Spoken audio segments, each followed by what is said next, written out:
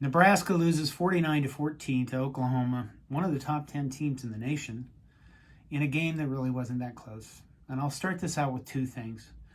Number one, you can't take those first 4 minutes away from us where we led 7-0 over one of the best teams in the nation. And secondly, I want to know how this works.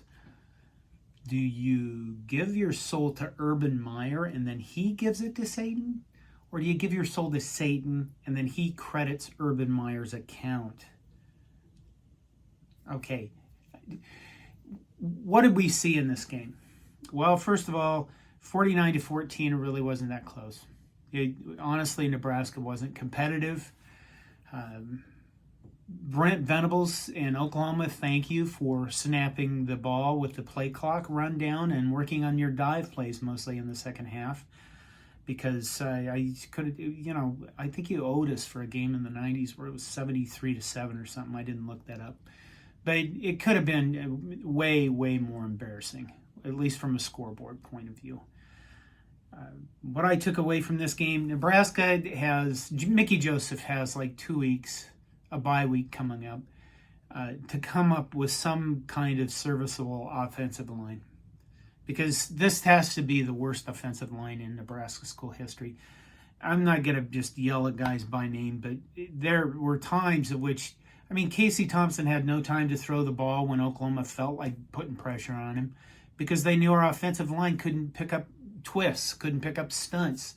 They don't see stuff. And then they don't move to take it, they don't move. If there's a guy here and there's a guy here and he's on the inside, normally you block the inside guy because he's closer to the quarterback, but no, we didn't even do that, and that seems like basic football to me.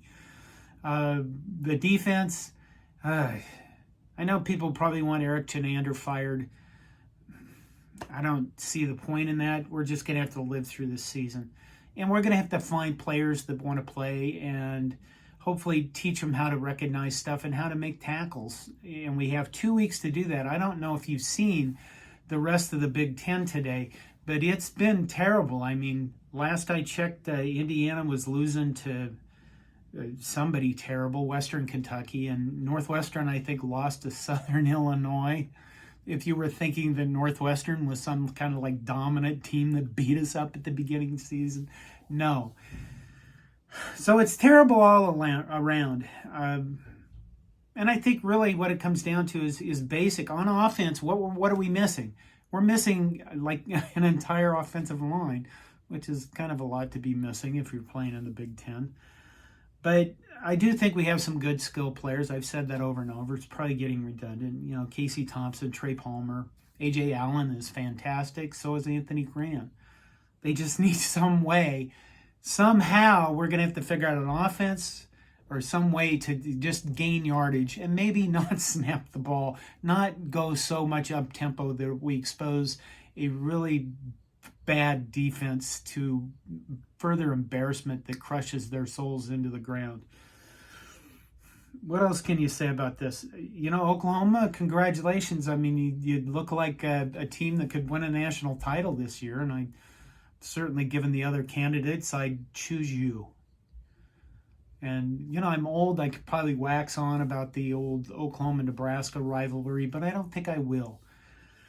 If you are one of those people, and I think there's very few of them left after this week, if you are one of those people who want to say, like, well, we only lost by one score and then we fire Scott Frost and we get beat up. This game is an indictment on the previous 4 years of that loser son of a bitch. So if you want to make those comments, go ahead and make them, and everybody else should stomp you into the ground because this game really is just it's what's left over after the carnage that he created after over 4 years in this program.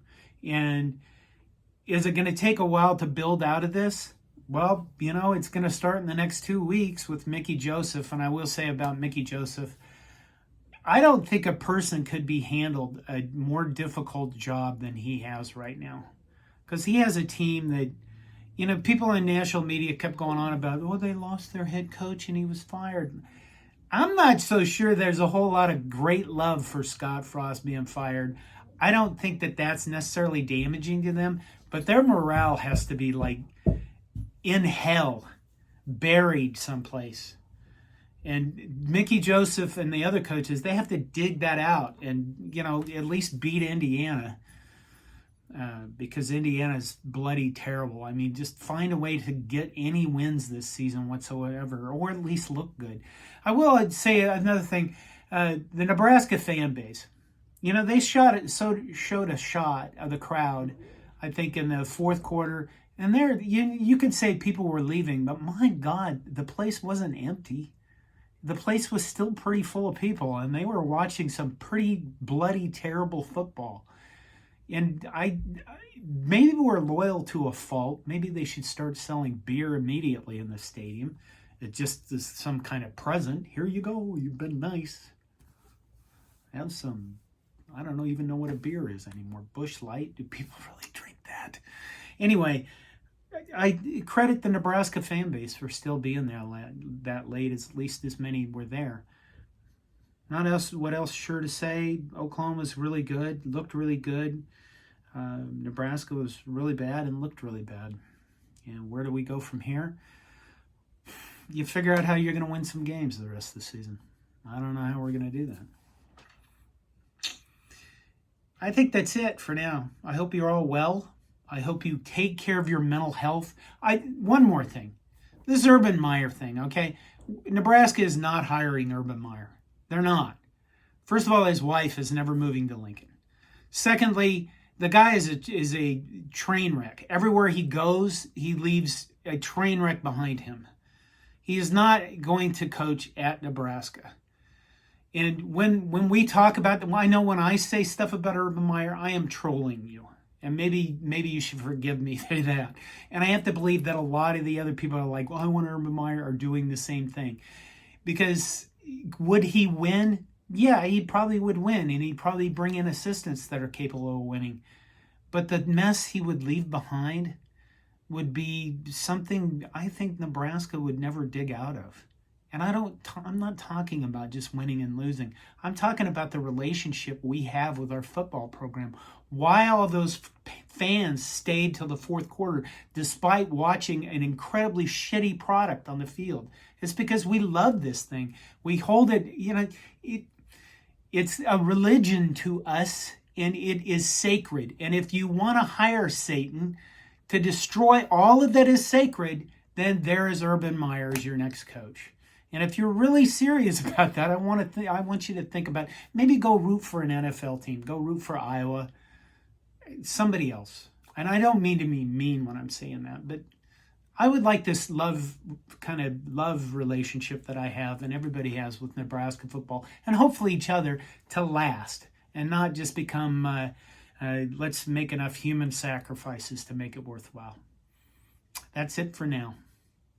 Like I said, I hope you're well. Try to stay off social media a lot, especially Twitter. My God, it's a hellscape. And don't get sucked into things. Here's what you need to do. If you really wanted therapy, limit your time on Twitter like 15 minutes a day. Just go on Twitter, get off. Go on Twitter, get off. Okay, that's really it this time. Love you all. Thank you for watching. Whatever. Go Big Red.